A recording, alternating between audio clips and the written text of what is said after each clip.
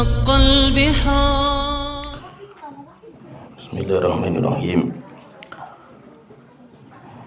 إن الحمد لله نحمده ونستعينه ونستغفره ونعوذ بالله من شرور أنفسنا ومن سيئات أعمالنا من يهده الله فلا مضل له ومن يضلل فلا هادي له وأشهد أن لا إله إلا الله وحده لا شريك له وأشهد أن محمدا عبده ورسوله أما بعد.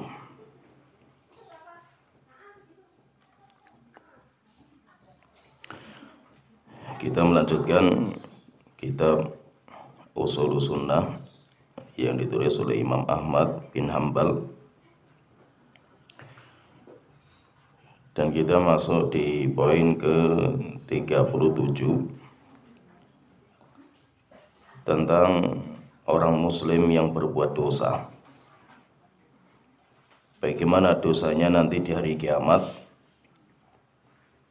Maka beliau berkata, wa man laqiyallaha bidzambin tajibu lahu bihin naru taiban ghairu musirrin alaihi fa innallaha azza wa jalla yatubu alaihi.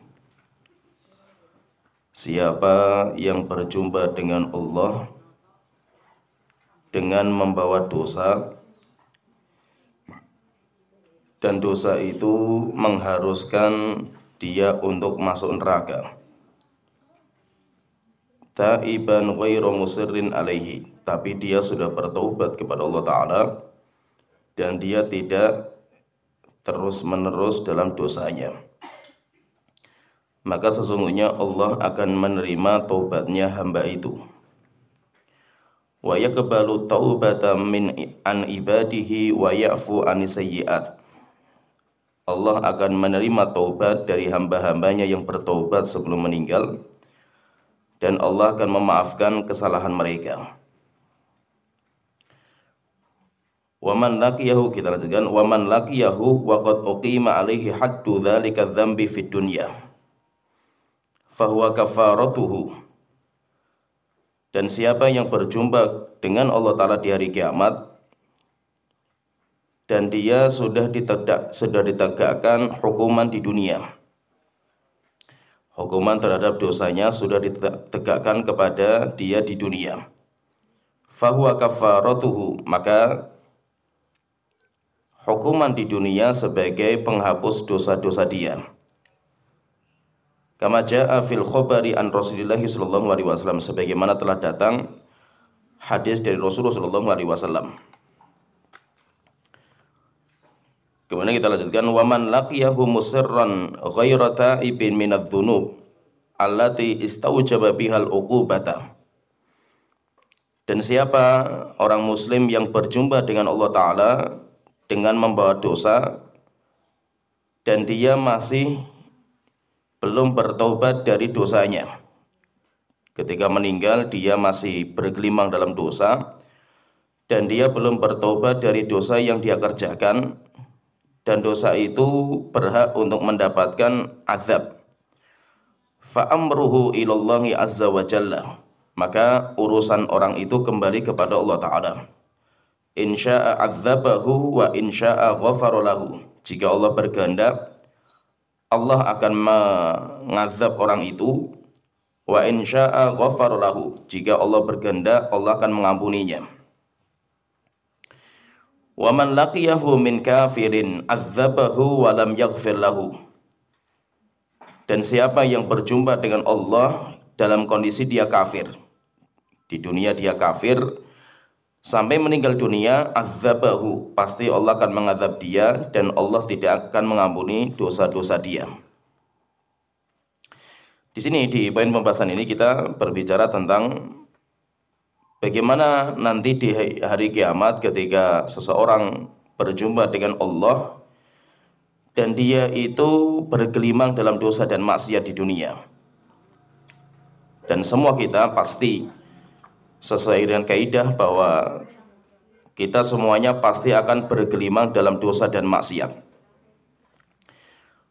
Terus bagaimana orang muslim yang dia itu bergelimang dalam dosa dan maksiat bagaimana dosa yang dia kerjakan nanti ketika di hari kiamat. Kalau kita perhatikan di sini, beliau membagi nanti menjadi beberapa bagian. Membagi menjadi 3 bagian atau 3 kondisi, itu kalau orang muslim. Jadi orang yang intinya nanti akan kita jelaskan nanti secara lengkap. Intinya orang yang berjumpa dengan Allah dan dia itu berbuat dosa di dunia. Dia berbuat dosa dan maksiat di dunia, maka nanti terbagi menjadi 2. Jika dia orang muslim, maka nanti orang muslim ada 3 kondisi.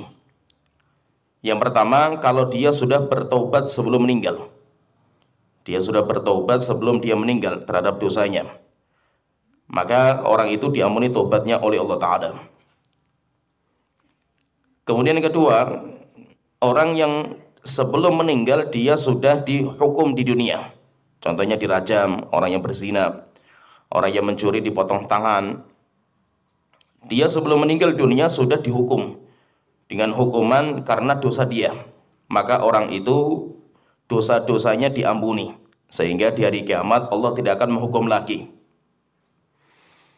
Kemudian ketiga, orang yang dia meninggal dunia belum bertobat dari dosanya. Sehingga dia datang di hadapan Allah Ta'ala dengan membawa dosa yang belum bertobat. Belum bertobat, belum dihukum. Maka orang ini nanti urusannya kepada Allah Ta'ala. Jika Allah berkehendak, maka Allah langsung mengampuni dosanya. Tetapi kalau Allah berkehendak, mungkin Allah tidak akan mengampuni langsung, tapi Allah akan mengazab orang itu dulu. Ini yang pertama, orang yang pertama yaitu orang muslim. Kemudian yang kedua, kalau dia bukan orang muslim, datang kepada Allah Ta'ala di hari kiamat, dan di dunia dia bergelimang dalam dosa dan maksiat, dan dia orang kafir, maka orang seperti ini tidak akan diampuni dosanya selama-lamanya, dan dia nanti akan diazab di neraka jahanam kekal dan abadi. Ini inti yang disebutkan oleh Imam Ahmad bin Hanbal tentang orang yang dia nanti di hari kiamat bagaimana dengan dosa yang dia kerjakan selama ini. Intinya kita fahami bahwa manusia mereka ditakdirkan oleh Allah untuk jatuh dalam dosa dan maksiat. Dan kita nggak bisa lari dari situ. Nabi Adam saja sebagai bapak kita jatuh dalam dosa dan maksiat sampai akhirnya Nabi Adam dihukum dan Nabi Adam diturunkan dari surga, ditaruh di bumi, tempat yang penuh dengan ujian. Maka semua anak Nabi Adam pun akan jatuh dalam dosa dan maksiat. Maka itu tidak akan bisa kita itu lari dari dosa. Kita lari dari dosa itu tidak bisa karena kita bukan malaikat. Yang tidak punya dosa itu malaikat. La ya'sunallaha ma amarahum wa yaf'aluna ma yu'marun. Allah Ta'ala mengatakan malaikat tidak pernah bermaksiat kepada Allah Ta'ala. Dan malaikat menjalankan semua yang Allah perintahkan kepadanya. Karena kita bukan malaikat, maka tidak mungkin kita itu suci dari dosa. Sampai Allah Ta'ala berfirman dalam hadis qudsi, laulam tudhnibu. Jika seandainya kalian itu tidak jatuh dalam dosa dan maksiat, akan saya lenyapkan kalian, yaitu kalian itu akan dimusnahkan. Terus akan diganti dengan manusia-manusia yang berbuat dosa dan maksiat. Kemudian mereka bertobat dan Allah terima tobat mereka. Jadi intinya kita semuanya itu pasti akan jatuh dalam dosa. Termasuk dosa zina. Zina itu semuanya pasti akan mendapatkan.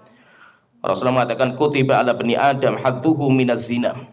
Setiap orang pasti Allah akan tetapkan dia itu pasti akan membawa dosa zina. Wa huwa mudrikun lahu mahalah la mahalah, dan dia pasti akan mendapatkan dosa itu. Zina mata, zina telinga, zina mulut, zina pikiran, tetapi nanti zina yang paling besar itu zina kemaluan. Sehingga zina yang besar itu zina kemaluan, disitulah nanti dinamakan zina dan tidaknya itu kemaluannya. Tapi pasti semua kita itu akan mendapatkan dosa zina. Menunjukkan apa? Menunjukkan bahwa semua manusia itu pasti akan jatuh dalam dosa dan maksiat. Dosa yang kita kerjakan itu nanti terbagi menjadi 3. Dosa yang kita kerjakan itu nanti terbagi menjadi 3. Yang pertama, dosa yang pertama itu dosa dinamakan dengan mukaffirat. Dosa yang pertama dinamakan dengan dosa mukaffirat, dosa-dosa yang membuat kita keluar dari Islam. Kufur, yang membuat kita itu kafir. Dosa-dosa yang membuat kita itu kafir, termasuk syirik, demikian juga istihza, mengolok-olok agama Allah Ta'ala, termasuk juga juhud, mengingkari tentang Allah Ta'ala seperti orang ateis. Dosa, tetapi dosanya itu sampai membuat dia kafir, sampai membuat dia itu keluar dari Islam. Ini dosa yang pertama. Dosa yang pertama dinamakan dengan mukaffirat, dosa-dosa yang menyebabkan pelakunya kafir. Kemudian yang kedua, dosa yang kedua dinamakan dengan kabair. Dosa yang kedua dinamakan dengan kabair, dosa besar. Dinamakan dengan dosa besar. Apa itu dosa besar? Dosa besar itu dosa yang ada ancaman di dunia atau ancaman di neraka jahanam atau di hari kiamat. Setiap dosa, kata para ulama, kullu dzambin tarattaba alaihi haddun fid dunya wa wa'idun fil akhirati binnar. Jadi dosa, nanti dosa besar itu apa sih dosa besar itu? Dosa besar itu adalah dosa yang memiliki ancaman bagi pelakunya di dunia, yaitu seperti ancaman itu kalau siapa yang berbuat dirajam, potong tangan, itu kan diancam. Wa'idun fil akhirati binnar, atau ancaman azab di neraka jahanam, yaitu di hari kiamat. Awarada la'nu fa'ilihi, atau dosa yang menyebabkan pelakunya dilaknat. Pelakunya dilaknat oleh Allah Ta'ala. Awil ghadabu alaihi, atau dosa yang menyebabkan Allah murka kepada pelakunya.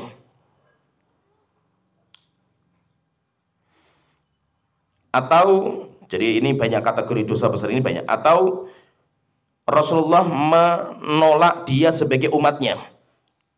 Misalkan Rasulullah mengatakan, bukan termasuk kami orang yang seperti ini, bukan termasuk kami, berarti itu dosa besar. Atau dosa yang mana Rasulullah meniadakan iman bagi pelakunya. Tidak beriman orangnya seperti ini, tidak beriman orangnya seperti ini. Ini juga termasuk dosa besar. Jadi dosa besar, jadi yang kedua itu dosa besar. Dosa besar ini apa? Dosa di mana memiliki beberapa kategori. Dosa yang memiliki beberapa kategori. Yang pertama, memiliki hukuman di dunia.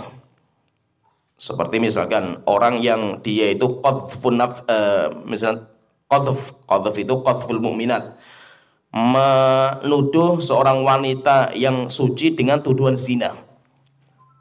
Apa hukumannya? Hukumannya siapa yang menuduh maka dicambuk 80 kali cambukan. Berarti itu dosa besar. Jadi ada hukuman di dunia seperti dicambuk, dipotong tangan, dirajam di dunia, itu namanya dosa besar. Ini kategori yang pertama. Kategori yang kedua, mendapatkan hukuman nanti di neraka jahanam. Azab, dijanjikan azab. Seperti misalkan makan anak harta anak yatim. Makan hartanya anak yatim. Allah Ta'ala berfirman dalam surah An-Nisa ayat ke-10, innal ladzina yakuluna amwalal yatama dzulman. Sesungguhnya orang-orang yang memakan harta anak yatim secara zalim, innama yakuluna fi butunihim narah. Yang mereka makan adalah bara api neraka. Berarti disebutkan apa? Ancaman api neraka. Maka itu termasuk berarti dosa besar. Atau dosa itu menyebabkan orang itu dilaknat. La'anallah, misalkan Allah melaknat, la'anallahul washimati wal mustaushimati. Allah melaknat wanita yang mencukur alis. Berarti itu dosa besar karena dilaknat orangnya. Mencukur alis, kemudian merapikan gigi. Itu wanita dilaknat, mentato karena turun laknatan. Ketika dilaknat pelakunya berarti itu dosa besar. Atau orang itu dimurkai sama Allah Ta'ala. Atau orang itu dimurkai sama Allah Ta'ala. Kategorinya dimurkai. Seperti misalkan dosa membunuh. Wa may yaqtul mu'minan muta'ammidan fajaza'uhu jahannam. Siapa yang membunuh orang mukmin dengan sengaja, maka balasannya neraka. Fajaza'uhu jahannam khalidan fiha, kekal di dalamnya. Wa ghadiballahu alaihi, Allah murka kepadanya, murka. Allah murka, marah kepada orang itu, berarti itu dosa besar.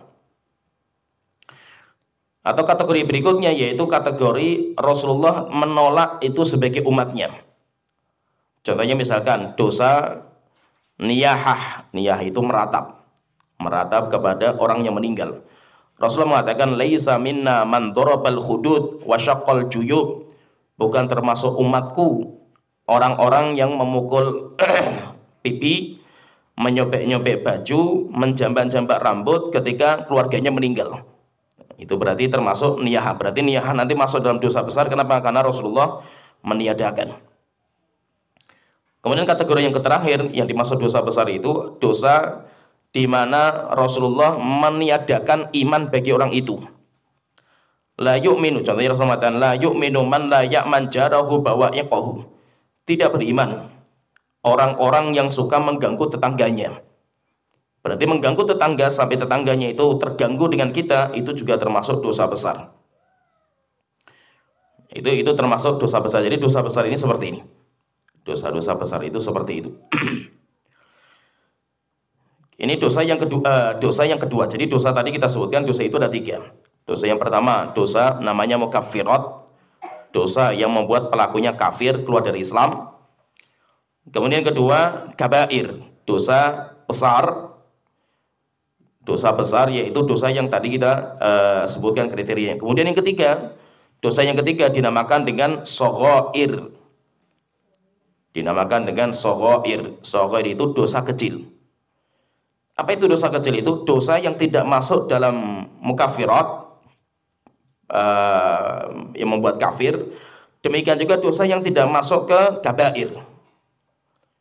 Dosa misalkan, tapi tidak ada hukuman dunia, tidak ada hukuman hari kiamat, maka itu namanya dosa kecil. Dan dosa kecil banyak sekali jumlahnya. Dosa dari mata, dari telinga, dari mulut, dari pikiran, kemudian dari memegang, dari melangkahkan kaki, itu dosa-dosa banyak sekali, nggak terhitung.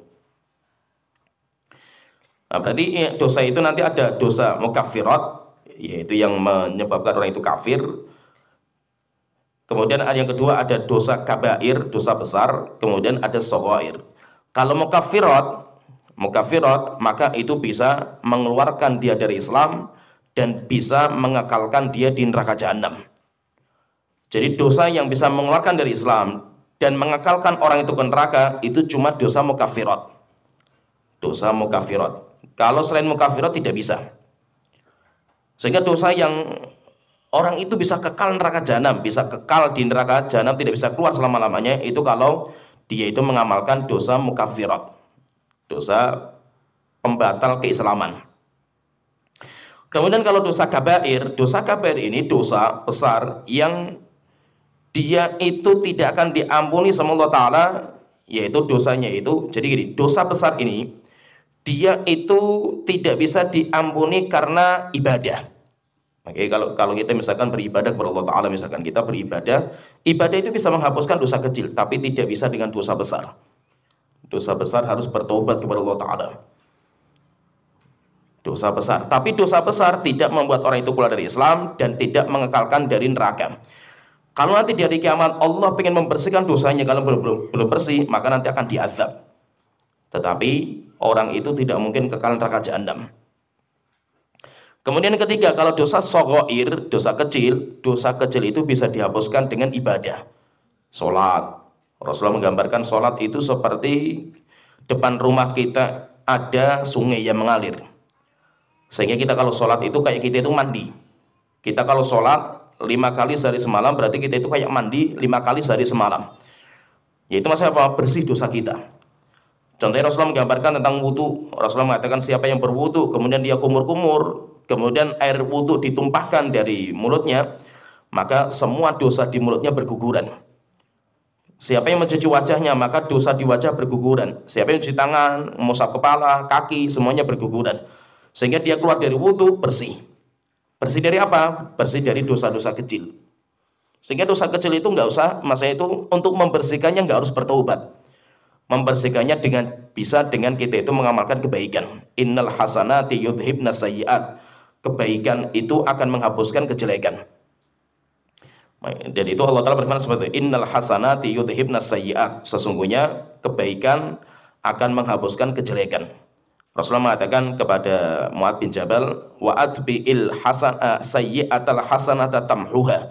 Mu'adz, kalau kamu berbuat kejelekan, ikuti kejelekan itu dengan kebaikan. Maka niscaya kebaikan itu akan menghapuskan kejelekan. Tapi yang bisa dihapuskan itu cuma dosa kecil. Puasa Arafah menghapuskan dosa 2 tahun. Maksudnya apa? Dosa-dosa kecil. Sedangkan dosa besar nggak bisa. Dosa besar tidak bisa dengan amal-amal soleh seperti ini. Pertanyaan terus, bagaimana dengan seorang muslim yang dia itu jatuh dalam dosa besar? Seorang muslim yang dia itu jatuh dalam dosa besar, bagaimana dosanya itu dihapuskan? Bagaimana supaya dosanya itu dihapuskan sehingga nanti di hari kiamat Allah sudah memaafkan dosanya? Allah Ta'ala berfirman dalam beberapa ayat menggambarkan bahwa siapa yang dia itu berjuang untuk bertaubat kepada Allah Ta'ala, maka nanti pasti Allah akan mengampuni dosanya. Allah akan mengampuni dosanya. Allah Ta'ala berfirman, misalkan di dalam surat At-Tahrim, ya ayyuhalladzina amanu tubu ilallahi taubatan nasuha. Wahai orang-orang yang beriman, bertaubatlah kalian kepada Allah dengan taubat yang nasuha. Allah juga berfirman dalam surat Asy-Syura ayat 25, huwallazi yaqbalu taubata an ibadihi wa ya'fu anis sayyiati wa ya'lamu ma taf'alun. Dialah Allah yang menerima taubat dari seorang hamba dan memaafkan semua kesalahan. Dan Allah mengetahui apa yang kalian perbuat. Allah Ta'ala juga berfirman dalam surah An-Nisa ayat 17, innama taubatu 'alallahi lilladzina ya'maluna su'a bijahalatin. Orang-orang yang taubat mereka diterima oleh Allah, siapa itu? Orang-orang yang mereka itu berbuat dosa karena kebodohan. Maksudnya kebodohan itu apa? Apakah dia itu nggak punya ilmu tentang hukumnya? Tidak. Dia tahu hukumnya. Tapi dia waktu itu syahwatnya lebih dominan daripada ilmu yang dia miliki, maka dia dinamakan orang bodoh. Orang bodoh itu apa? Orang tahu kalau itu haram tapi masih diterjang. Orang seperti ini bodoh, dan dia namanya orang yang berbuat dosa. Orang yang berbuat dosa. Jadi orang berbuat dosa itu dia tahu sebenarnya itu nggak boleh, tapi dia terjang. Kalau dia nggak tahu hukumnya, tidak diazab sama Allah Ta'ala.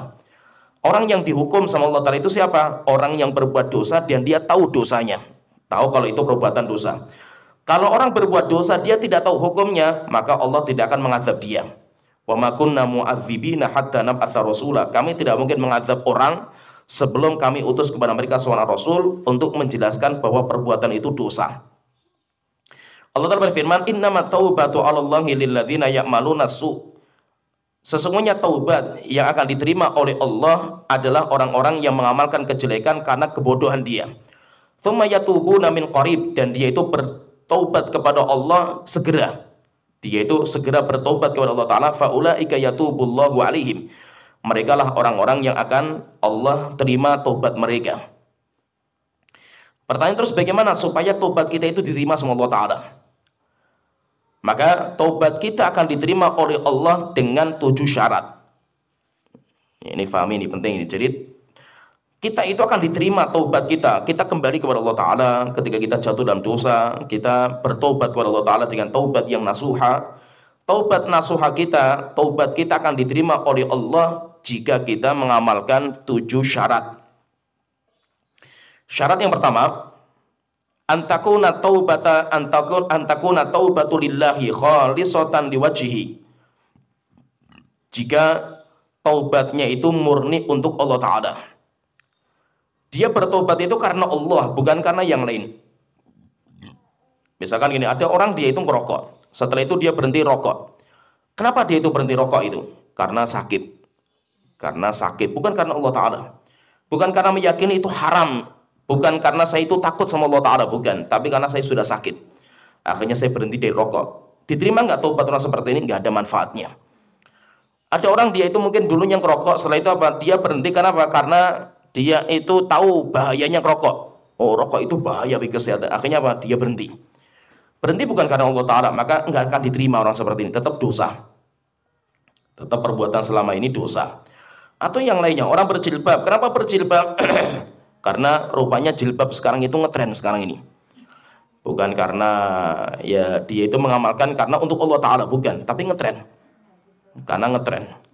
Seperti orang meninggalkan sesuatu, misalkan apa sajalah dia meninggalkan dosa dan maksiat, bukan karena Allah Ta'ala, tapi karena ngetren, atau karena itu sebagai kesehatan, atau karena yang lainnya. Orang seperti ini gak akan diterima sama Allah Ta'ala. Sehingga pertama, syarat yang pertama orang yang bertobat itu harus tobatnya karena Allah Ta'ala. Harus tobatnya itu kepada Allah Ta'ala. Pertanyaan terus, bagaimana kalau seandainya ada orang, dia tobatnya itu pertama bukan karena Allah, tapi karena dia itu belajar, akhirnya baru dia itu bisa karena Allah Ta'ala. Bisa kalau seperti ini? Bisa, dan mungkin. Dan itu sering sekali seperti itu. Maka ilmu yang kita pelajari itu nanti ilmu itu yang akan membenarkan taubat kita, hijrah kita. Mungkin kita selama ini hijrahnya nggak benar kita ini. Kita itu meninggalkan dosa dan maksiat itu bukan karena Allah Ta'ala. Tapi setelah kita belajar, akhirnya baru kita itu tahu, oh rupanya selama ini saya hijrahnya itu keliru saya ini. Hijrah seperti ini rupanya nggak benar ini. Akhirnya apa? Setelah itu baru saya itu bisa meluruskan niat saya. Maka terkadang ilmu itu yang akan membenarkan hijrah kita. Jadi intinya orang itu ketika dia itu bertobat, tobat dia itu harus untuk Allah Ta'ala, ikhlas karena Allah Ta'ala. Kemudian kedua, syarat yang kedua, ayyuqli'a anil ma'siyati. Orang yang diterima tobatnya itu adalah orang yang meninggalkan dosa. Namanya tobat itu orang yang meninggalkan dosanya. Orang tobat ngomongnya, tapi dia masih bergelimang dalam dosa itu, maka tobatnya nggak diterima.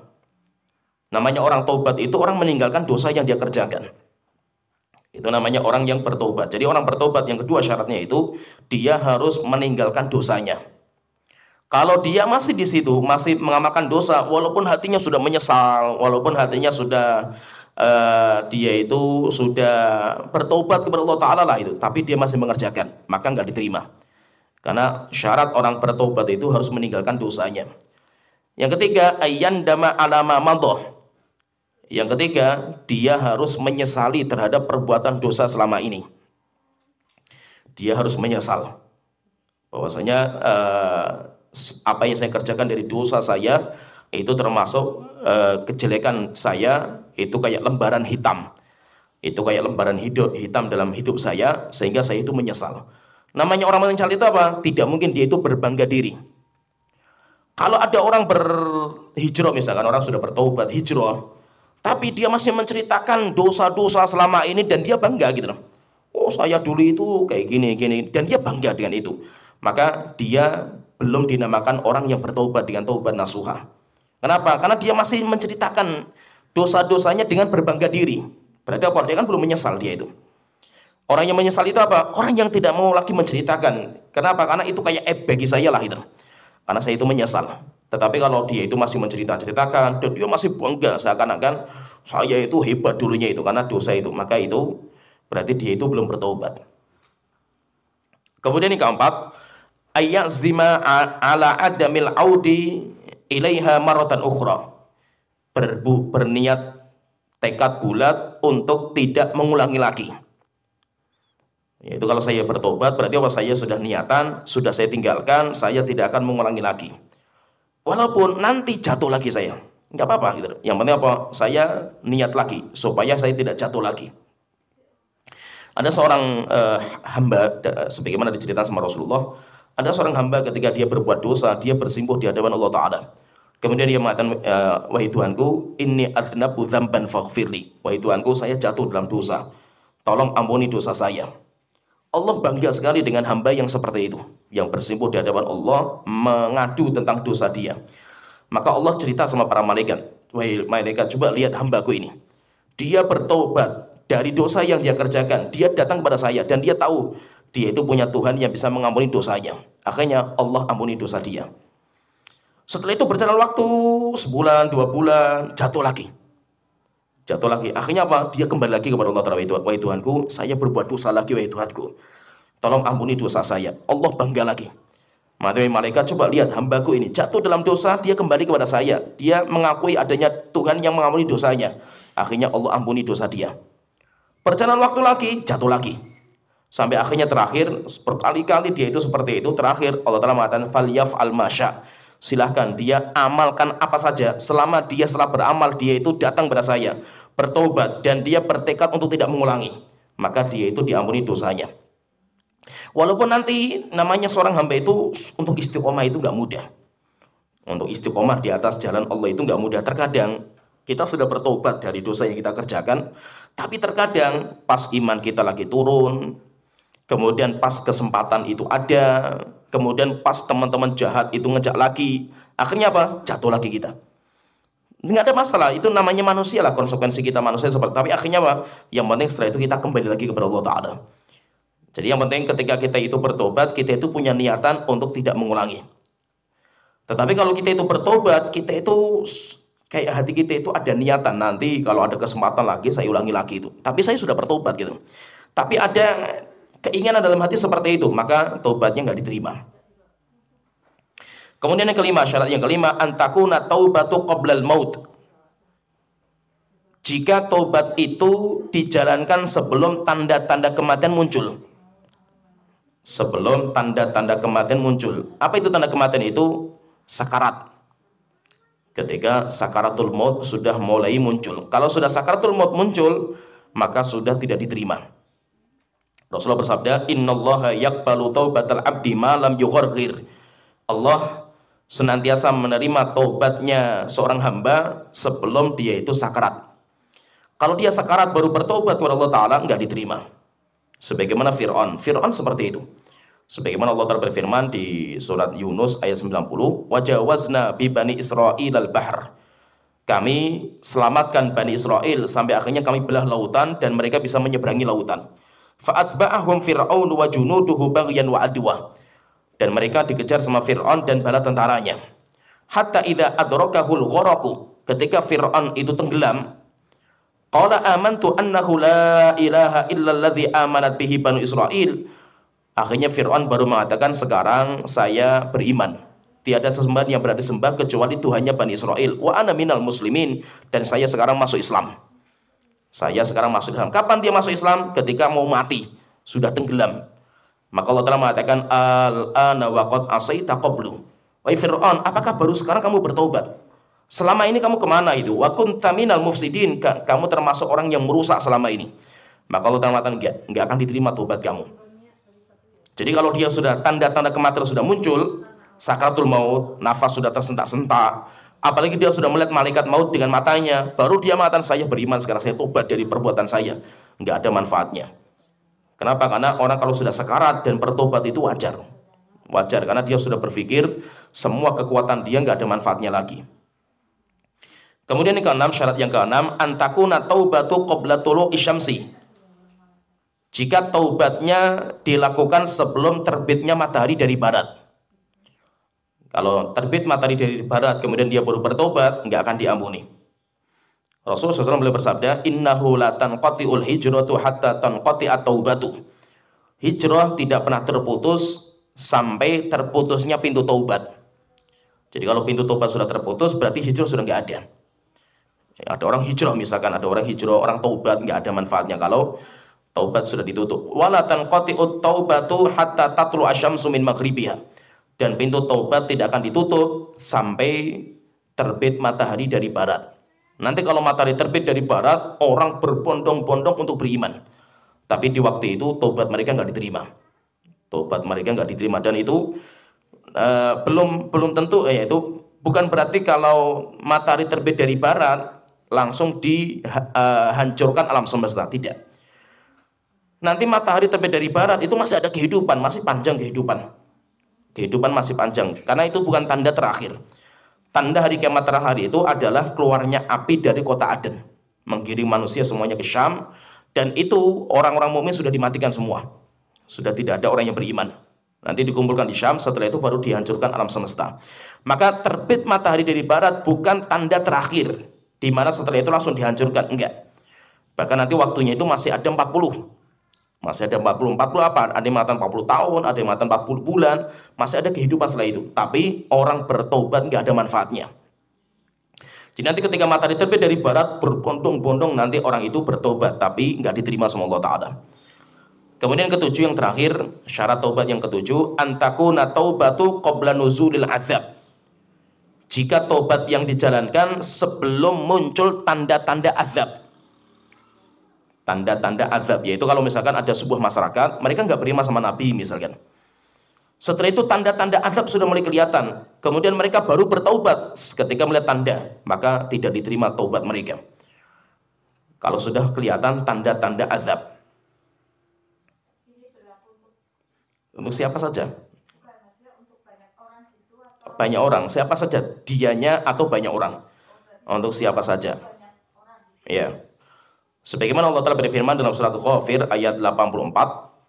Falamma ra'au ba'sana qalu amanna billahi wahdah. Ketika mereka dulunya kafir, tidak beriman sama Nabi. Ketika mereka melihat ba'sana, azab kami sudah mulai turun, qalu amanna billahi wahdah. Kami sekarang beriman kepada Allah semata. Wa kafarna bima kunna bihi musyrikin, dan kami telah kufur kepada berhala-berhala yang dulu kami sembah. Falam yaku yanfa'uhum imanuhum lamma ra'au ba'sana. Tidak ada manfaat keimanan mereka setelah mereka melihat tanda-tanda azab kami. Jadi kalau mereka itu tidak beriman, kemudian Allah sudah mau menimpakan azab. Allah mau menimpakan azab kepada mereka, kemudian mereka baru bertobat, maka tidak ada manfaat dari azab dari imannya mereka, taubatnya mereka. Dan itu terjadi di mana-mana. Terjadi di mana-mana. Nabi-nabi dan rasul zaman dulu yang kaumnya mengingkari dan kufur, mereka semuanya diazab oleh Allah Ta'ala. Dan azabnya macam-macam. Fakullan akhadna bidzambih. Allah Ta'ala mengatakan semua kaum yang tidak beriman sama Nabi, kami azab mereka satu persatu. Apa azabnya itu? Faminhum man arsalna alaihi hasibah. Ada di antara mereka yang kami hujani batu-batuan dari atas langit. Seperti kaumnya Nabi Lut. Kan kaumnya Nabi Lut kan seperti itu. Jadi kaum Sadum itu bagaimana azabnya itu dijebol sama malaikat. Jadi malaikat Jibril datang ke sana dalam wujud laki-laki yang ganteng. Setelah itu datang ke rumahnya Nabi Lut, mengabarkan Nabi Lut, besok pagi ini akan diazab, ini kota ini akan kami azab. Maka sebelum subuh kamu harus keluar bersama orang-orang yang beriman, kecuali istri kamu jangan dibawa, karena istri kamu termasuk yang kami azab. Akhirnya semuanya sampai malaikat mengatakan, dan kamu kalau keluar dari kampung ini, kota ini, jangan menoleh ke belakang. Jangan sampai kalian lihat azabnya itu, karena azab kami pedih. Yaitu apa? Kamu berjalan saja, enggak usah lihat ke belakang, karena mengerikan azabnya. Akhirnya datang waktu subuh, ja'alna 'alaiha safila, kami jebol satu kota ini. Jadi satu kota tanahnya dijebol, dinaikkan ke atas langit. Sampai Nabi Lut dan orang-orang yang beriman itu mendengar gonggongan anjing dari atas langit. Setelah itu ketika sudah sampai di atas, dibalikkan. Akhirnya mereka berjatuhan dari atas, kemudian timpakan tanah. Kemudian setelah itu dihujani batu-batu dari api neraka jahanam. Akhirnya satu kota ini menjadi kota mati sekarang. Sampai sekarang nggak bisa ditanami. Itu namanya azab. Jadi ada yang diazab dengan cara seperti itu, ada juga yang diazab dengan suara yang menggelegar sampai telinga mereka pecah semua, kemudian mereka berjatuhan. Ada juga yang kami dibenamkan di muka bumi, jadi buka bumi, setelah itu mereka berjatuhan, kemudian ditutup lagi. Dan itu pun juga pernah terjadi di Jawa Tengah, kan pernah terjadi juga itu. Ya kan? Di Jawa Tengah itu. Di Banjarnegara. Kan terjadi seperti itu juga, yaitu ada satu kampung yang ditimpakan tanah. Jadi kayak satu gundukan tanah dijebol, setelah itu timpakan kepada mereka itu. Hilang setelah itu, satu kampung hilang. Itu. Demikian juga ada yang diazab dengan cara didatangkan banjir bandang. Seperti zamannya Nabi Lut, termasuk kita ini, termasuk kita rob. Itu kan karena dosa-dosa kita itu. Ya, jadi nanti azabnya itu macam-macam, tsunami, gunung meletus dan yang lainnya. Itu namanya tanda-tanda azab. Maka kalau sudah diazab seperti ini, orang baru bertobat misalkan ya, dia berbuat dosa dan maksiat, kampung dosa lah itu. Tiba-tiba datang tsunami, setelah itu mereka baru bertobat kepada Allah Ta'ala setelah melihat tanda-tandanya itu, maka nggak ada manfaatnya. Tidak ada manfaatnya. Kecuali, kata para ulama, kecuali hanya satu umat, di mana mereka sudah diturunkan tanda azab, kemudian mereka itu bertobat. Akhirnya diterima sama Allah Ta'ala, dan itu hanya satu saja, yaitu umatnya Nabi Yunus. Cuma satu, yaitu umatnya Nabi Yunus. Selain itu nggak ada yang diterima. Dan itu Allah Ta'ala kecualikan. Umatnya Nabi Yunus itu Allah kecualikan. Sebagaimana Allah Ta'ala berfirman dalam surat Yunus ayat ke-98, "Falaula kanat qaryatun amanat fanafa'aha imanuha." Tidaklah ada sebuah kampung dosa dan maksiat, kemudian mereka bertaubat ketika melihat tanda-tanda azab, kemudian taubat mereka bermanfaat bagi mereka, kecuali hanya satu kaum saja. Illa qauma Yunusa, kecuali kaumnya Nabi Yunus. Lamma amanu, ketika mereka beriman, kasyafna anhum adzabal khizi, azab yang sudah mau kita turunkan kami cabut, kita angkat lagi. Ya, itu. Fil hayati dunya wa mata'nahum ila hin. Kemudian kami cabut, setelah itu tidak jadi kami azab. Jadi Nabi Yunus ini ceritanya kan, Nabi Yunus itu kan dinamakan dengan Dzannun. Dinamakan dengan Dzannun. Jadi Nabi Yunus ini, beliau datang kepada sebuah kampung, disuruh untuk berdakwah, kemudian kampung itu nggak beriman. Akhirnya Nabi Yunus itu marah, kemudian Nabi Yunus itu pergi. Ketika pergi, Allah hukum Nabi Yunus disebabkan karena Nabi Yunus itu lari dari dakwah. Lari dari dakwah karena masyarakatnya nggak beriman. Akhirnya dihukum sama Allah Ta'ala. Setelah itu Nabi Yunus itu dimakan sama ikan paus. Dan ikan paus itu besarnya luar biasa. Besarnya luar biasa. Nabi Yunus itu berada di 3 kegelapan. Kegelapan perutnya ikan, kemudian di dasaran lautan, kemudian gelap gulita malam.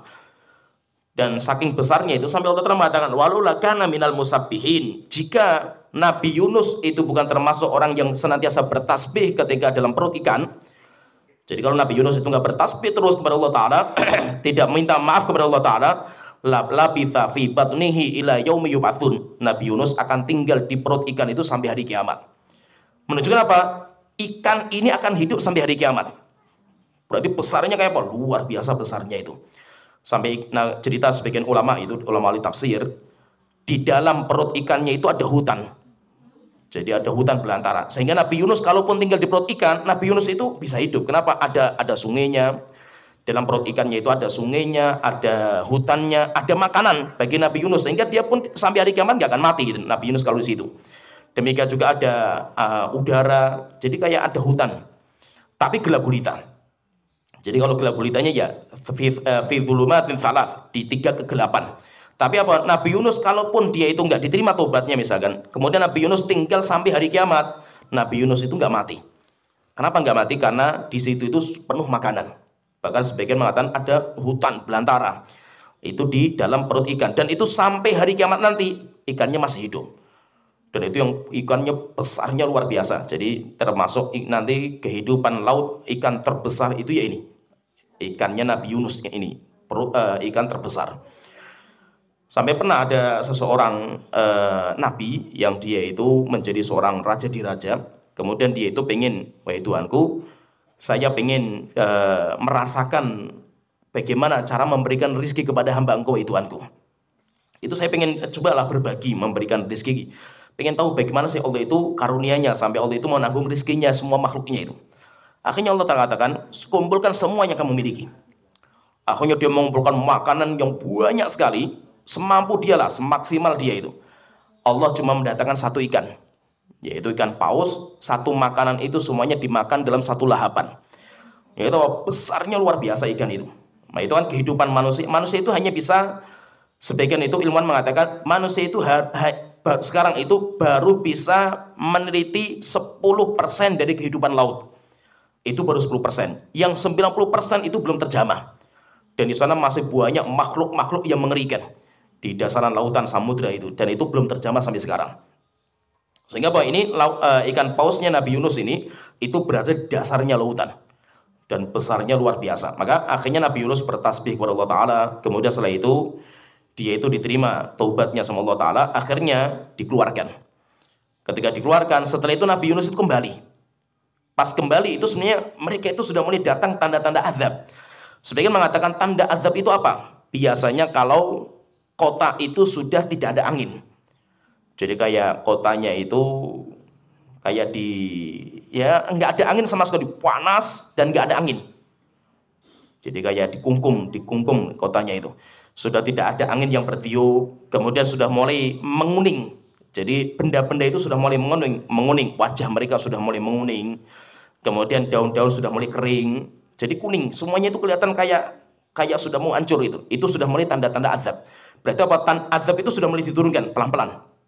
Sampai nanti akhirnya datang ke bumi, baru akhirnya diazab mereka itu. Itu biasanya kata para ulama sebagian mengatakan seperti tanda-tanda azab seperti itu. Allah Ta'ala berfirman dalam surat Al-Anbiya ayat 87 sampai 88. Wa dzannuni idz dzahaba mughadiban, dan ingat cerita Nabi Dzannun Nabi Yunus ketika dia pergi dalam kondisi murka. Kenapa murka? Karena masyarakatnya nggak beriman. Fadhanna alla naqdiru alaihi, dan dia mengira kami tidak bisa mengejar dia. Fanada fid dhulumati, akhirnya Nabi Yunus itu berdoa di dalam kegelapan perut ikan. Alla ilaha illa anta subhanaka inni kuntu minadh dhalimin. Jadi tasbihnya Nabi Yunus seperti ini. La ilaha illa anta subhanaka inni kuntu minadh dhalimin. Jadi Nabi Yunus mengatakan seperti ini. Tiada sesembahan yang berhak disembah kecuali Engkau, wahai Tuhanku. Maha suci Engkau, wahai Tuhanku. Inni kuntu minadh dhalimin. Saya termasuk orang yang zalim. Fastajabna lahu, kemudian kami kabulkan doanya Nabi Yunus. Wa najjainahu minal gham, kami selamatkan dia dari kegelapan itu. Wa kadzalika nunjil mu'min, akhirnya kami keluarkan. Ketika kami keluarkan, Nabi Yunus itu langsung dikasih makan. Makannya itu buah labu. Nabi Yunus langsung makan dari situ. Setelah itu Nabi Yunus pulang. Ketika pulang, Allah Ta'ala berfirman juga dalam surat Shafat ayat 147, wa arsalnahu ila mi'ati alfin aw yazidun. Nabi Yunus datang ke kampung yang jumlah mereka masyarakatnya itu 100.000. Jumlah mereka 100.000 dan lebih dari situ. Fa'amanu famata'nahum ilahin, langsung mereka beriman kepada Allah Ta'ala dengan datangnya Nabi Yunus. Mereka beriman, kemudian setelah itu mereka itu kami selamatkan. Sebenarnya azab sudah diturunkan, tapi langsung mereka itu bertobat, akhirnya diselamatkan. Jadi hanya satu saja umat yang mereka bertobat ketika datang tanda-tanda azab, kemudian tobat mereka diterima, yaitu kaumnya Nabi Yunus. Selain itu tidak ada yang diterima. Selain itu ketika azab sudah mulai ditetapkan, maka mereka bertobat nggak ada manfaatnya sama sekali. Berarti taubat kita itu nanti akan diterima oleh Allah Ta'ala ketika kita itu mengamalkan 7 syarat ini. Yang pertama, kita taubatnya karena Allah Ta'ala, hijrah kita karena Allah Ta'ala. Yang kedua, kita tinggalkan dosa dan maksiat. Yang ketiga, kita menyesali perbuatan kita. Yang keempat, kita berniat untuk tidak mengulangi. Kemudian yang kelima, kita taubatnya sebelum tanda-tanda kematian, atau namanya ghor-ghoroh, sekarat. Kemudian yang keenam, kita bertobat sebelum terbit matahari dari barat. Kemudian yang ketujuh, bertobat sebelum datang tanda-tanda azab. Kalau sudah datang tanda-tanda azab, maka nanti tidak ada manfaatnya. Kalau kita sudah bertobat dengan taubat nasuha seperti ini, maka nanti di hari kiamat dosa kita seperti dihapus. Yaitu kayak catatan dosa itu kayak ditipek, sudah nggak ada lagi. Nah itu orang yang nanti datang kepada Allah di hari kiamat, itu kalau kita perhatikan ya, di dalam Al-Quran itu ada 2 ayat yang seakan-akan kayak kontradiksi. Seakan-akan ada ayat yang kontradiksi. Ayat yang pertama, Allah itu akan menerima semua dosa. Allah itu akan menerima semua dosa semua. Yaghfirudz dzunuba jami'an, yaitu Allah itu akan akan mengampuni semua dosa. Sebagaimana Allah Ta'ala berfirman dalam surat Zumar ayat ke-53. Ini ayat yang menunjukkan Allah itu menerima taubat, akan mengampuni dosa semua. Kalau semua berarti termasuk kesyirikan. Kesyirikan itu termasuk diterima sama Allah Ta'ala. Allah Ta'ala berfirman, qul ya ibadiyalladzina asrafu ala anfusihim. Katakan, wahai hamba-hambaku yang bergelimang dosa dan maksiat, la taqnatu min rahmatillah, kalian jangan putus asa dari rahmat Allah Ta'ala. Innallaha yaghfirudz dzunuba jami'an, sesungguhnya Allah mengampuni semua dosa. Innahu huwal ghafurur rahim, sesungguhnya Allah Maha Pengampun dan Allah itu Maha Penyayang. Kemudian dalam ayat yang lain, Allah itu tidak menerima dosa kesyirikan, yaitu kalau dosa syirik nggak akan diterima, tidak akan diampuni. Kalau dosa kesyirikan nggak akan diampuni. Berarti dosa itu nanti kalau kita baca di ayat yang lain, di dalam surah An-Nisa, misalkan ayat 48, itu dosa itu nanti ada 2. Ada dosa yang diampuni, ada dosa yang tidak diampuni. Innallaha la yaghfiru ayyushraka bihi wa yaghfiru ma duna dzalika liman yasha. Sesungguhnya Allah tidak akan mengampuni dosa kesyirikan. Dan Allah akan mengampuni dosa selain itu bagi siapa yang Allah kehendaki. Nah, di sini coba kita perhatikan ya, ada 2 ayat. Ayat yang pertama disebutkan innallaha yaghfirudz dzunuba jami'an. Allah mengampuni semua dosa. Allah mengampuni semua dosa. Ayat yang kedua, Allah itu membagi dosa menjadi 2. Ada dosa yang diampuni, ada dosa yang tidak diampuni. Berarti apa? Tidak semua dosa itu diampuni. Nah, terus bagaimana kita menggabungkan ini? Ada ayat yang menyebutkan semua dosa diampuni. Ada yang mengatakan enggak, tidak semua dosa itu diampuni. Terus mana yang benar itu? Kita katakan dua ayat ini berbeda-beda pembahasannya. Ayat yang pertama, innallaha yaghfiru dzunuba jami'an. Allah mengampuni semua dosa. Itu pembahasannya bagi orang yang bertobat sebelum meninggal. Orang yang bertobat sebelum meninggal. Qul ya ibadiyalladzina asrafu ala anfusihim. Katakan wahai hamba-hambaku yang bergelimang dalam dosa dan maksiat, la taqnatu min rahmatillah. Jangan putus asa dari rahmat Allah. Rahmat Allah itu apa? Pengampunan. Pengampunan, yaitu kalau kita walaupun dosa kita sudah sebanyak apa, Allah itu Maha Pengampun. Innallaha yaghfiru dzunuba jami'an. Allah mengampuni semua dosa. Maksudnya apa? Sebelum meninggal, ayo bertobat kamu itu. Karena Allah akan mengampuni semua dosa. Yaitu pembahasan ayat pertama itu pembahasannya tentang orang yang bergelimang dalam dosa dan dia bertobat sebelum meninggal. Maka dosa apa saja, dosa syirik, dosa kufur, dosa apa saja selama dia bertobat sebelum meninggal, maka dia itu akan diampuni oleh Allah Ta'ala dengan syarat-syarat yang tadi kita sebutkan. Yang kedua, sedangkan ayat yang kedua dalam surat An-Nisa, bahwasanya Allah tidak akan mengampuni dosa syirik dan Allah akan mengampuni dosa selain itu bagi siapa yang Allah kehendaki. Ini pembahasannya tentang orang yang mati sebelum bertobat. Orang punya dosa dan maksiat sebelum mati, dia itu sebelum sempat bertobat sudah mati. Jadi dia itu meninggal dunia dan dia belum sempat bertobat. Maka ketika dia itu meninggal dalam kondisi dia punya dosa belum bertobat darinya, dari dosa itu, maka nanti dosanya itu terbagi menjadi dua. Ada dosa yang diampuni, tidak akan diampuni selama-lamanya. Yaitu berarti apa? Dia nanti akan kekal neraka jahanam. Yaitu apa? Dosa kesyirikan, dosa kekafiran. Kalau dia mati dalam kondisi dia itu kafir, musyrik, mengamalkan dosa mukafirat yang tadi kita sebutkan di awal-awal, mukafirat, dan dia belum bertobat, maka orang itu kekal neraka jahanam dan Allah tidak akan mengampuni sama sekali. Ini yang pertama. Kemudian yang kedua, ada dosa yang mungkin bisa diampuni. Mungkin Allah bisa mengampuni. Apa itu? Dosa kabair dan shaghair. Kalau shaghair, dia akan diampuni dengan banyaknya ibadah. Ibadahnya apa saja? Sholatnya, puasanya, ininya. Oh, rupanya orang itu banyak punya kebaikan. Akhirnya apa? Dosa-dosa kecil semuanya dihapus. Itu dihapus. Kemudian yang kedua, kalau dosanya kabair. Kalau orang itu, misalkan orang itu punya dosa besar, misalkan orang berzina, orang minum khamr, orang mencuri, dia belum bertobat, meninggal dunia. Meninggal dunia belum bertobat kepada Allah Ta'ala. Terus bagaimana dia itu nanti di hari kiamat kayak apa ini? Maka istilahnya kita namanya, diistilahkan dalam akidah kita, tahtal masyiah. Orang itu di bawah kehendak Allah Ta'ala. Jika Allah berkehendak langsung diampuni sama Allah Ta'ala. Silahkan, itu terserah Allah Ta'ala. Tapi kalau Allah berkehendak untuk dibersihkan dulu di neraka jahanam, orang itu akan diazab dulu di neraka jahanam. Setelah itu nanti baru diampuni, baru setelah itu dimasukkan orang itu ke surga. Itu akidah Ahlussunnah wal Jamaah. Berarti akidah Ahlussunnah wal Jamaah itu dosa selain kesyirikan tidak mungkin orang itu kekal neraka jahanam.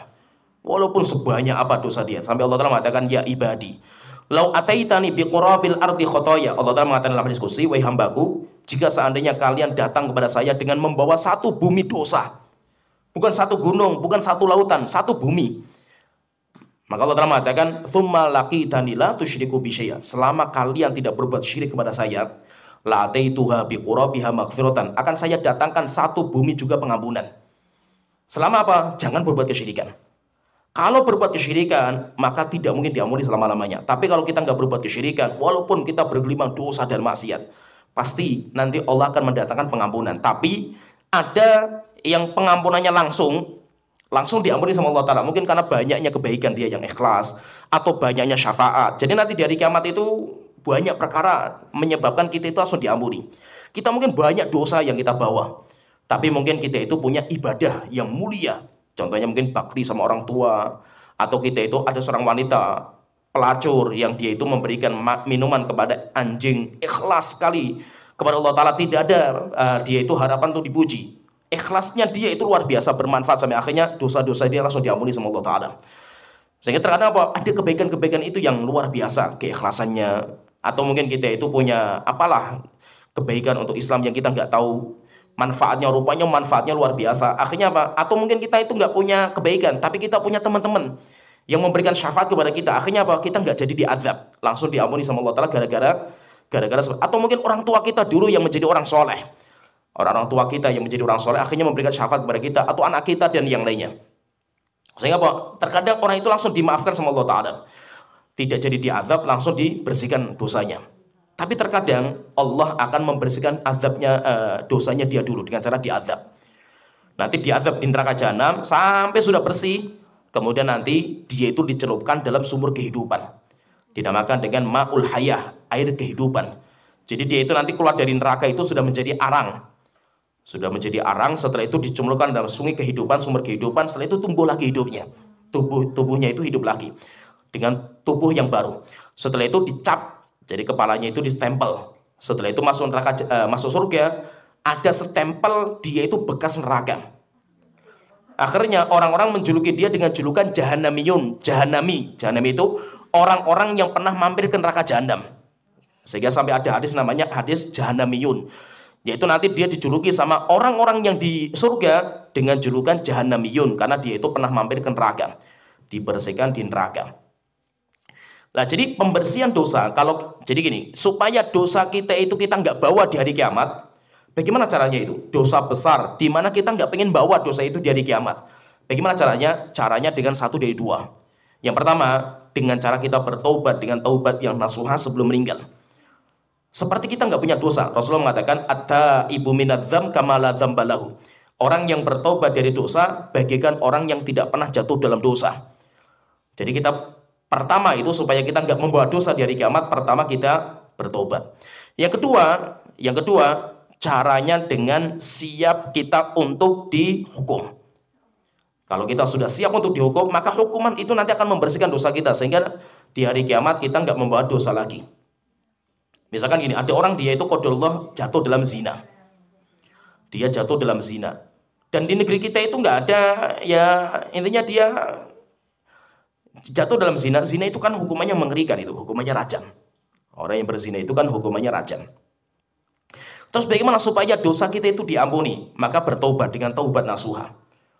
Tapi kalau dia bisa taubat nasuha, luar biasa. Tapi kalau belum bisa taubat dengan taubat yang nasuha, maka caranya siapkan diri kita untuk diazab di dunia. Kalau kita diazab di dunia dan kita sabar, maka kita itu nanti di hari kiamat tidak mungkin diazab lagi sama Allah Ta'ala. Tidak mungkin Allah timpakan dua azab, yaitu azab dunia dan azab hari kiamat, itu nggak mungkin. Sehingga tinggal kita itu siap kapan gitu. Misalkan gini, kita menzalimi orang lain, kita pernah mukul orang lain misalkan itu. Bagaimana caranya supaya kita itu selesai urusan itu di hari kiamat, kita nggak dibalas nanti di hari kiamat? Yuk kita siapkan di dunia. Tolong pukul jasa saya, pukul. Kalau orang itu mukul saya, dibalas persis, masih pukulannya itu sama, berarti saya sudah selesai. Urusan hari kiamat saya sudah nggak ada lagi. Kenapa? Saya sudah siapkan diri saya itu. Misalkan saya menzalimi orang, misalkan, tolong balas saya itu, supaya saya itu bersih dosa-dosa saya itu. Rasulullah juga pernah seperti itu. Rasulullah pernah mengatakan, siapa saja sebelum meninggal Rasulullah itu sakit parah itu, Rasulullah mengatakan, siapa saja yang pernah saya zalimi, tolong balas saya. Akhirnya ada orang berdiri. Setelah itu cerita, tolong balas saya ketika saya mungkin pernah menzalimi kamu. Akhirnya dia mengatakan, ya Rasulullah, dulu kamu pernah mukul saya. Akhirnya Rasulullah mengatakan, silakan balas gitu. Akhirnya sahabat itu maju. Ketika Rasulullah menyerahkan dirinya, akhirnya dipeluk sama sahabat itu, mengatakan, ya Rasulullah, sudah maaf, saya maafkan, alhamdulillah. Jadi kalau sudah dimaafkan selesai urusan. Kalau dia memaafkan, alhamdulillah. Pertanyaan kalau dia nggak memaafkan gitu. Kalau dia tidak memaafkan, ya kita harus menanggung gitu resikonya di dunia sebelum kita nanti menanggung resikonya nanti di hari kiamat. Kenapa? Karena kalau di hari kiamat itu urusannya nggak mudah. Urusannya berat kalau di hari kiamat, nggak mudah. Karena duit itu nggak ada harganya lagi nanti di hari kiamat. Kita mau bawa dolar pun nggak ada harganya itu. Kalau bisa ya selesaikan di dunia sekarang. Selesaikan di dunia sekarang. Nah itu kafaroh, hudud itu hukuman kriminal. Kita misalkan mencela seorang wanita dengan tuduhan zina. Oh si fulan itu pezina itu. Kalimat ini keluar. Ini dosa besar ini, nggak main-main itu. Kecuali kalau kita bawa bukti. Buktinya siapa? 4 laki-laki yang melihat langsung dia itu berzina. Kemaluan masuk kemaluan. Itu harus melihat langsung 4 orang itu. Kalau tidak, maka itu tuduhan zina dan itu dosa besar. Bagaimana supaya kita itu bersih dosa kita? Ya kita siap dihukum. Silakan kita itu dicambuk. 80 kali cambukan. Nah itu ada seorang wanita, di sama sahabat, ada seorang wanita yang berzina. Sampai hamil. Menunjukkan apa? Menunjukkan dosa itu biasa, wajar. Maksudnya itu kita melihat dosa itu jangan sesuatu yang ini enggak. Sahabat saja banyak berbuat dosa dan maksiat. Ada sahabat yang berzina, ada sahabat yang minum khamr. Siapa mereka? Sahabat yang masuk Islamnya di zaman Rasulullah. Mereka didikan Rasulullah, bayangkan itu. Tapi mereka bukan manusia malaikat, bukan. Nah itu apa? Dosa dan maksiat itu biasa, kita manusia gitu. Yang penting itu apa? Bertobat kita itu. Yang penting itu kita kembali kepada Allah Ta'ala. Ada seorang wanita berzina di zaman Rasulullah, kemudian dia datang ke Rasulullah, kata, ya Rasulullah, saya berzina. Dan ini, saya zina itu buktinya ini, saya hamil sekarang ya Rasulullah. Rasulullah nggak bertanya, siapa yang menghamili kamu? Enggak. Kalau dia mengatakan, yang menghamili saya ini ya Rasulullah itu tuduhan. Bisa diterima nggak wanita ini? Nggak bisa. Diterima kecuali dia mendatangkan 4 saksi laki-laki. Sehingga tidak, Rasulullah nggak bertanya, kamu yang menghamili, kamu siapa itu? Enggak. Yang penting kamu ngakui kamu berbuat zina, selesai. Urusannya sama kamu saja. Rasulullah nggak mencari siapa laki-laki yang menghamili, enggak. Karena itu tidak bisa dijatuhi kecuali dengan saksi atau dengan pengakuan. Jadi rajam, hukuman rajam itu caranya cuma 1 dari 2. Yang pertama, karena ada saksi, bisa dijatuhi karena saksi, dan saksinya itu 4 laki-laki yang melihat kemaluan masuk kemaluan, harus.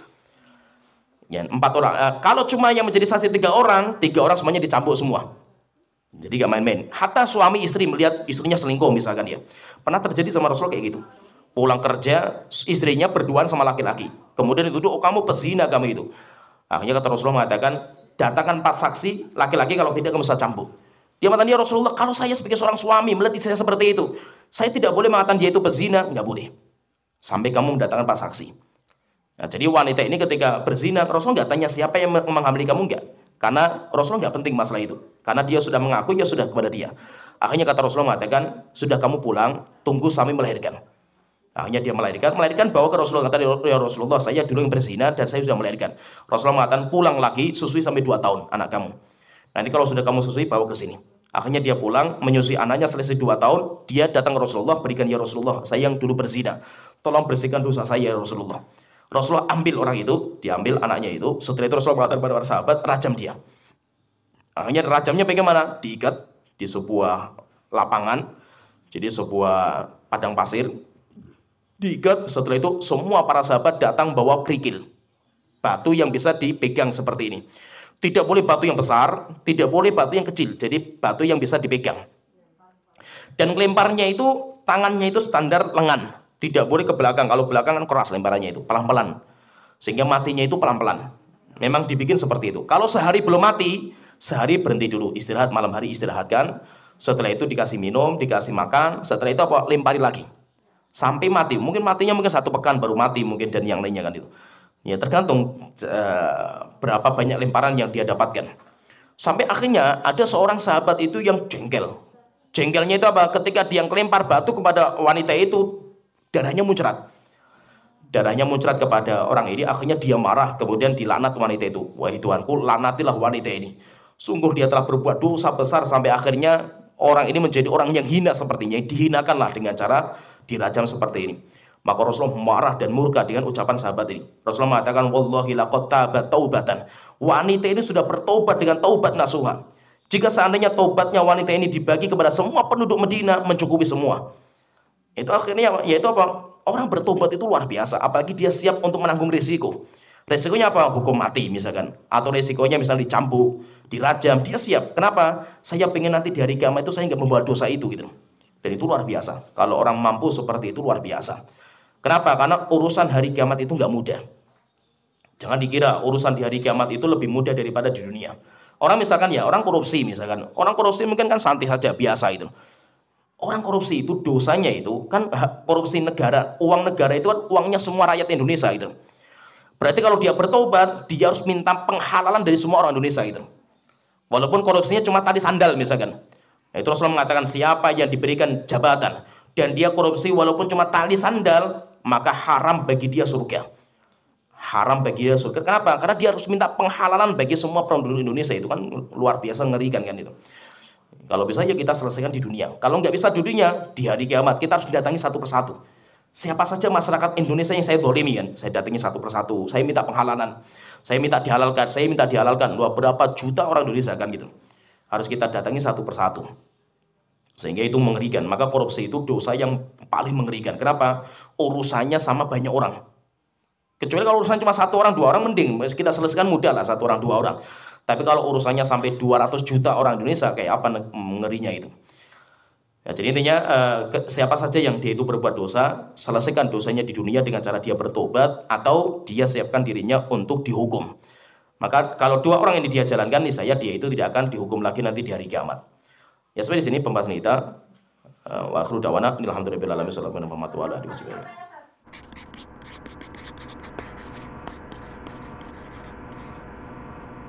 Donasi dakwah multimedia Nida Salam.